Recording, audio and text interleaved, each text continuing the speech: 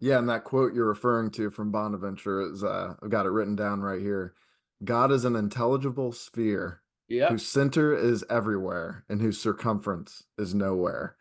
So I think to some that's terrifying. Well, it You know, surely is. we like our control. We like to go through Yeah. our to-do list. We like to make our life and our world and our reality about us, Yeah. revolving around us.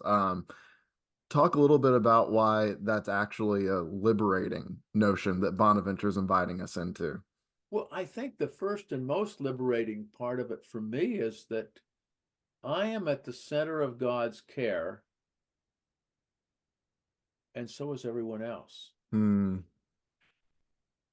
As a pastor as well as theologian, I oftentimes in our congregation I last pastored on Cape Cod would tell the children, so I give them a little motto, that if they got this, I thought that they would be in great shape the rest of their lives. God loves you. We love you. You matter, and you can do something great with your life. The center always matters, and so does everyone else. Hmm. You can advocate for yourself, and you should. As Rabbi Hillel says, if I'm not for myself, who will be? But if I'm only for myself, what am I?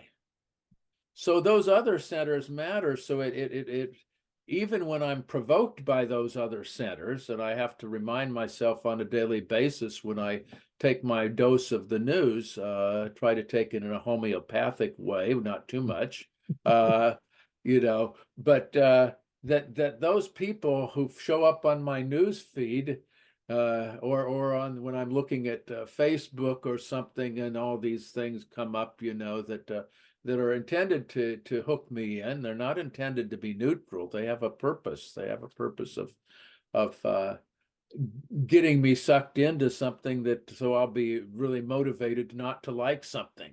Hmm. Now you can not like something and still love, Hmm. and you can expand your circle of love. And this is where the question of polarization, which is the hardest thing these days, because we begin to emulate those we accuse of misbehavior. Hmm. I mean, I do believe that there's a certain type of authoritarian Christianity that revels in the binary, Hmm. that revels in the, as David Fitch says, the church of us versus them, that revels in it. They have to have an enemy. Yeah. They have to have an enemy. Uh, but it's just as easy when I turn on Democracy Now, Amy Goodman, or uh, you know, MSNBC, to discover that they want an enemy too.